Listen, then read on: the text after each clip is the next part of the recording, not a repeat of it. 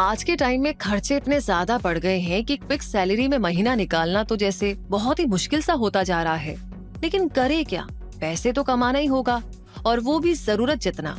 अब ऐसे में अगर कोई अच्छा बिजनेस आइडिया मिल जाए तो शायद बात बन जाए। वैसे ऐसा ही कुछ आप भी सोचा करते हैं ना? इसीलिए तो हम आपके लिए एक ऐसा बिजनेस आइडिया लेकर आए हैं जो आपकी इस मनी प्रॉब्लम को सॉल्व करने में हेल्प कर सके। और ऐसा बेहतरीन बिजनेस आइडिया है फिशरी बिजनेस शुरू करने का। जी हाँ, फिशरी बिजनेस यानी फिश फार्मिंग पूरे वर्ल्ड में fastest growing food production segment है और फिश रिलेटेड प्रोडक्ट्स की डिमांड पूरी दुनिया में लगातार बनी रहती है। इस फिश फार्मिंग का तो इकोनॉमी में भी एक सिग्निफिकेंट रोल है और ये बहुत सी जॉब अपॉर्चुनिटीज भी ऑफर करती है। और फिर फिश और फिश प्रोडक्ट्स की डिमांड इंडिया में भी बहुत ज्यादा रहती है। इसका एक रीजन फिश का विटामिन, मिनरल्स और प्रोटीन्स का रिच सोर्स होना भी है। अब डिमांड हाई हो और सप्लाई शॉर्ट हो तो आप समझ लीजिए कि इस बिजनेस में कदम रखने से कितना बेनिफिट मिल सकता है।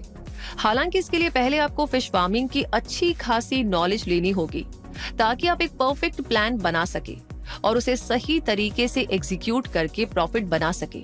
और हाँ, एक प्लस पॉइंट ये है कि फिश फार्मिंग शुरू करने के लिए रिवर जैसे फ्रेश फ्लोइंग वाटर सिस्टम की जरूरत होगी और इंडिया में ऐसे बहुत से वाटर सिस्टम्स अवेलेबल है जैसे सी, ओशंस, लेक्स, रिवर्स और पॉन्ड्स। इसीलिए वर्ल्ड की लार्जेस्ट फिश प्रोड्यूसर कंट्रीज में इंडिया भी शामिल है।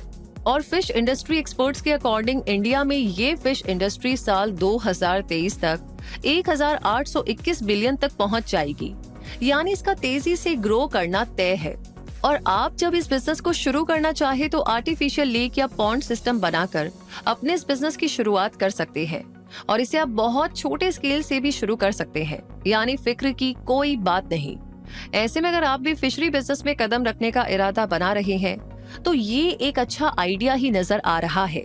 इसलिए आपको फिशरी बिजनेस या फिश फार्मिंग बिजनेस स्टार्ट करने से रिलेटेड सारी इम्पोर्टेंट बातें जान लेनी चाहिए और इसीलिए आज का ये वीडियो आपको डेडिकेटेड है, तो इसे पूरा जरूर देखें और पता लगाइए कि क्या ये बिजनेस आपके लिए सूटेबल रहेगा या नहीं। तो चलिए शुरू करते हैं और सबसे पहले ये जानते हैं कि फिश फार्मिंग होती क्या है। फिश फार्मिंग फिश ब्रीडिंग की एक टेक्निक है जिसमें आपको आर्टिफिशियल पॉन्ड्स या टैंक्स बनवा करके फिशेस के लिए सूटेबल कंडीशंस तैयार करके उन टैंक्स में फिशेस को रखना होगा, उन्हें अच्छा फूड देना होगा और उनकी पूरी देखभाल भी करनी होगी ताकि वो साइज में अच्छी तरीके से ग्रो करे और उनका रिप्रोडक्शन भी सही तरीके से हो, जिससे उनकी संख्या भी तेजी से बढ़ सके। ऐसा होने पर ही आप गुड क्वालिटी फिश को ज्यादा मात्रा में मार्केट में सेल कर सकेंगे और उससे प्रॉफिट बना सकेंगे। फिश फार्मिंग क्या होती है ये जानने के बाद अब बात करते हैं कि आप कैसे अपना फिश फार्मिंग बिजनेस शुरू कर सकते हैं। यानी फिश फार्मिंग बिजनेस के लिए आपको कौन कौन से स्टेप्स को फॉलो करना होगा। पहला स्टेप, यूँ तो फिश फार्मिंग बिजनेस शुरू करने के लिए बहुत सारे तरीके होते हैं, लेकिन शुरुआत में कम कॉस्ट में शुरू किए जा सकने वाले मोस्ट कॉमन और अफोर्डेबल मेथड्स में शामिल है केज सिस्टम और पॉन्ड सिस्टम। आइए इनके बारे में जानते हैं। केज सिस्टम जो ओशन, सीज और रिवर्स में मेनली यूज किया जाता है, इसलिए इस सिस्टम का यूज करने के लिए आपको अपना बिजनेस ऐसे किसी सिस्टम के नजदीक सेटअप करना होगा। इसमें रिवर या सी में केज इंस्टॉल किया जाता है। पॉन्ड सिस्टम ये एक सेफ मेथड होने के साथ साथ ज्यादा ड्यूरेबल और रिलायबल मेथड भी है, जिसमें आपको फिश फार्म के लिए एक स्मॉल पॉन्ड बनाना होगा जिसे आप किसी स्मॉल रिवर के पास भी बना सकते हैं। ज्यादातर फार्मर्स इसी मेथड का यूज करते हैं। इनके अलावा इंडोर मेथड भी एक मॉडर्न मेथड है जिसमें एक स्मॉल रूम में फिश फार्म सेटअप बनाया जा सकता है। दूसरा स्टेप, डिफरेंट टाइप्स के पॉन्ड्स में से सूटेबल चूज कीजिए। आपको डिफरेंट टाइप के फिश फार्मिंग पॉन्ड्स की नॉलेज लेनी चाहिए और उनके बीच के डिफरेंस को समझना चाहिए ताकि आप फिश स्पीशीज के अकॉर्डिंग सही टैंक चूज कर सके। ऐसे डिफरेंट टैंक्स है rearing tank, stocking pond, nursery pond और बायो पॉन्ड। तीसरा स्टेप है कॉस्ट को कैलकुलेट करना होगा। इस फिश फार्मिंग बिजनेस में 2 टाइप्स का कैपिटल इन्वेस्टमेंट होता है, फिक्स्ड कैपिटल कॉस्ट और operating cost. Fixed capital cost में पॉन्ड्स, लैंड तैयार करना, प्लम्बिंग अरेंजमेंट्स करना, ट्रांसपोर्ट के लिए vehicle, oxygen meters, tanks etcetera include होते हैं। और ऑपरेटिंग कॉस्ट में फिश एग्स खरीदना, electricity, fish feed, labour, fuel, medicine, chemical, insurance, tax, transportation और अदर मेंटेनेंस कॉस्ट इंक्लूड होती है। ऐसे में अट्रैक्टिव लगने वाले बिजनेस में एंटर होने से पहले आपको अपने फिश फार्मिंग प्रोजेक्ट की एक डिटेल्ड कॉस्ट कैलकुलेशन तैयार कर लेनी चाहिए। ये calculations fish type, total land area, आपके डिजायर्ड आउटपुट और आपके प्रोजेक्ट के साइज पर काफी हद तक डिपेंड करेगी। वैसे अंदाजे से बताए तो इस बिजनेस को आप 30 से 50 हजार रुपए में शुरू कर सकते हैं, लेकिन आपको फिश फीड, इलेक्ट्रिसिटी, वाटर और फिश एग्स के लिए एडिशनल मनी भी तो इन्वेस्ट करते रहनी होगी। इसलिए इनिशियल स्टेज पर इस बिजनेस में कम से कम 2 लाख रुपए का इन्वेस्टमेंट करने के लिए तो तैयार ही रहिएगा। और अगर आप सही तरह से प्रोडक्शन और मार्केटिंग जैसे फैक्टर्स पर फोकस करेंगे तो आपको मिलने वाला प्रॉफिट मार्जिन भी काफी ज्यादा हो सकता है। चौथा स्टेप है सही लोकेशन को सिलेक्ट कीजिए। जैसे सही फिश स्पीशीज को सिलेक्ट करना जरूरी है, वैसे ही फिश फार्मिंग के लिए सही लोकेशन सिलेक्ट करना भी जरूरी है। इसलिए लैंड सिलेक्ट करते समय सॉइल क्वालिटी, साइज और वाटर सोर्स जैसे फैक्टर्स पर जरूर से ध्यान दें। हाई क्वालिटी सॉइल वाली लैंड चूज करें और ये श्योरिटी भी लीजिए कि उस लैंड पर जल्दी जल्दी बाढ़ ना आती हो। इसके अलावा सफिशिएंट वाटर सोर्स आपके पास होना चाहिए, इस बात का ध्यान रखें। फिर चाहे शहर में फिश फार्म होने पर म्युनिसिपैलिटी वाटर सोर्स का एक्सेस लिया जाए या गांव में सेटअप होने पर उसे किसी नदी या झील के नजदीक शुरू किया जाए।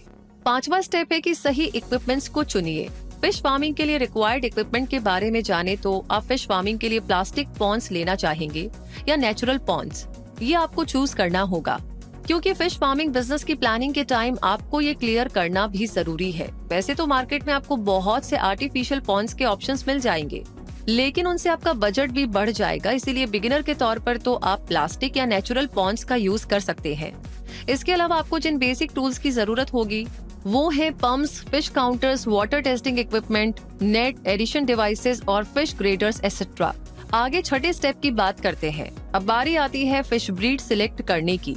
आपको ये पता करना चाहिए कि जो फिश ब्रीड आप सिलेक्ट कर रहे हैं वो सॉल्टी वाटर में रहने वाली है या फ्रेश वाटर में।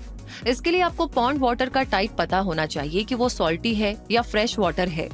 इसके अलावा रिसोर्सेज की अवेलेबिलिटी, क्लाइमेट और मार्केट डिमांड जैसे फैक्टर्स को ध्यान में रख कर के ही आपको फिश की ब्रीड सिलेक्ट करनी चाहिए।